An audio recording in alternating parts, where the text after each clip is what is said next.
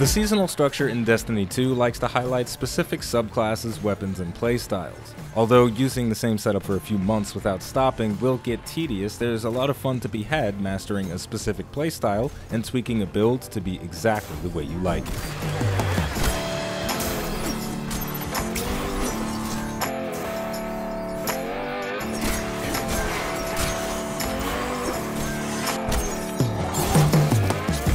Way of the Sharpshooter, Ophidia Spathe, and Swashbuckler are three things that turn my hunter into the ultimate guilty pleasure. I don't play it a lot, but when I do, I can't help but grow a ridiculous smile on my face, and the changes that were made to the Way of the Sharpshooter at the start of Season of Dawn has me looking even more like the Cheshire Cat than usual. The ability Weighted Knife is a high damage ranged melee that resets when you score a precision kill with it. It looks and feels glorious, but the functionality is what has me most excited. The Swashbuckler weapon trait functions the same as Rampage, but it's got a few caveats. Instead of requiring 3 stacks to reach its maximum potential, it takes 5. However, you can bypass that extra buildup by killing an enemy with a melee attack.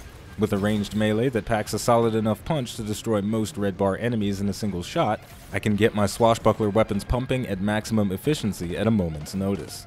I've been having a great time with the Infinite Paths Energy Pulse Rifle, though truth be told, when I get in a good groove with the throwing knife, I won't be shooting my guns very much. The Ophidia Spathe exotic chess piece makes it even more likely that I'll never have to stop throwing knives. Its exotic perk Scissor Fingers gives me an additional knife charge. The ability to reset knife throws on precision kills makes the Spathe feel a bit redundant, but misses are significantly less frustrating when you've got an extra knife in your pocket. Also, the extra knife is great for dealing with the big boys that don't get the message from one throw. Something else I enjoy doing with this setup is using a 1-2 punch shotgun in tandem with Weighted Knife. Although it can be difficult to close the gap, especially in higher difficulty content, when I am able to pull off a 1-2 Weighted Knife, the damage is very satisfying. With that in mind, the shotgun is still a useful weapon to have for when enemies push your position.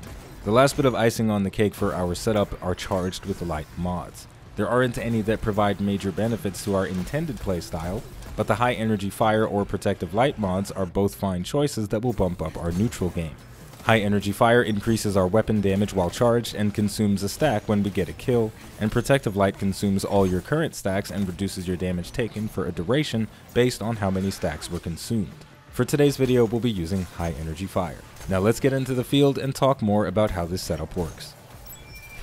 Alright folks, for today's testing we're diving into the Savathûn song Nightfall Strike in the classic Nightfall playlist. So we're not going to have to deal with any champion enemies, but we are in a challenging environment that's going to put our build through its paces.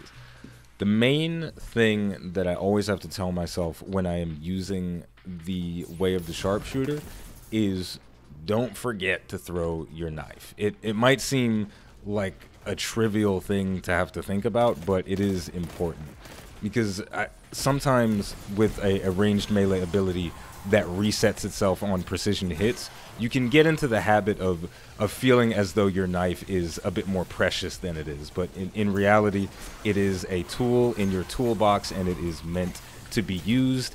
Even if you run into a situation where you miss both of your knives with the Ophidia Spathe, that's okay, you have Gambler's Dodge, you can get it back. So throw the knife. Don't be afraid to use the tools that you have. The second thing to keep in mind is that if you want to almost guarantee... Oh no! Get away, get away, get away! I panicked, I whiffed, I'm gonna die, hold on. So another thing to keep in mind that is very important with regards to the throwing knife and any ranged melee ability is that if you want to almost guarantee a hit on an enemy, shoot them a few times first and then they'll get staggered, and while an enemy is stationary like that, they're very easy to land precision hits on. And this applies to large major enemies as well. You can weaken them a little bit with your primary weapon or even your special weapon, wait for them to use their dodge abilities. There are a lot of things that you can consciously think about that will make landing these precision knife throws a bit more consistent. Oh, hello. I thought it was going to be Thrall, but it was 2 orange bar acolytes. Scary times. Unfortunately, I missed the throw there, but that's okay. The knife is not a precious tool, it is something that I am supposed to use and something that I want to use very consistently.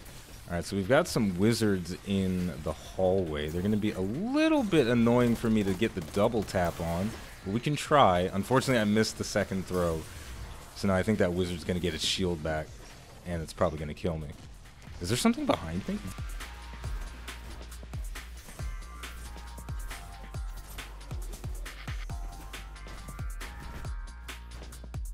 But the idea that your abilities are not precious and they're there to be used is an interesting concept, and it may even be a difficult concept to come to terms with, especially with regards to your super, especially even more so when you are playing as the Way of the Sharpshooter with the golden gun. You kind of get into this mind state that you're only supposed to use it against the biggest and strongest enemies, but sometimes if you find yourself really caught out and you don't necessarily know what the best approach is, just go ahead and use that super to give yourself a bit of a leg up. Now that I've got Swashbuckler rolling, I'm gonna get a couple of kills with my primary. There's no shame in that. There's also a wizard with a void shield up there, so I'm gonna switch over to the bow to deal with him. And then we'll go back to the pulse rifle. The weighted knife also has really, really generous aim assist. A lot of times you can aim center of mass and still hit a headshot on your enemies, though I do still try to aim for the head. But I'd be lying if I said all of the knives that I throw are actually hitting a target in the head. A lot of them are going straight for that center of mass body. But that's okay. I'm not really going to complain about that.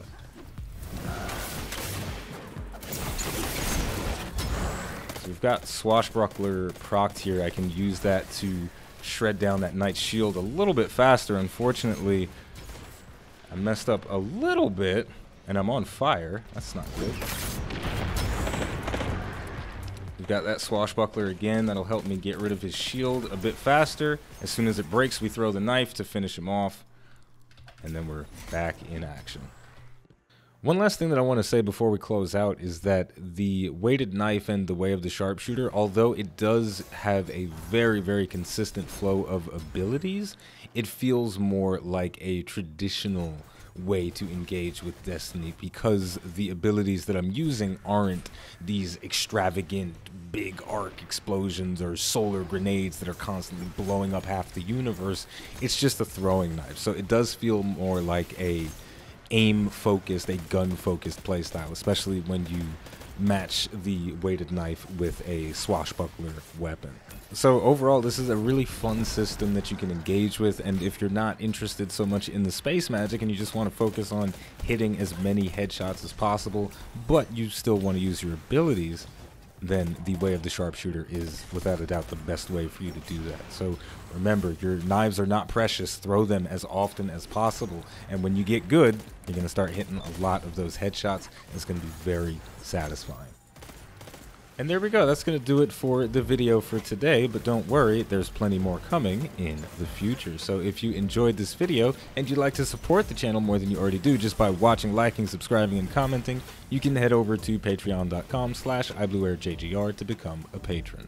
As always, the name of the game is Destiny 2. The name of the channel is iBluairJgR. Thank you for watching, and I'll see you next time.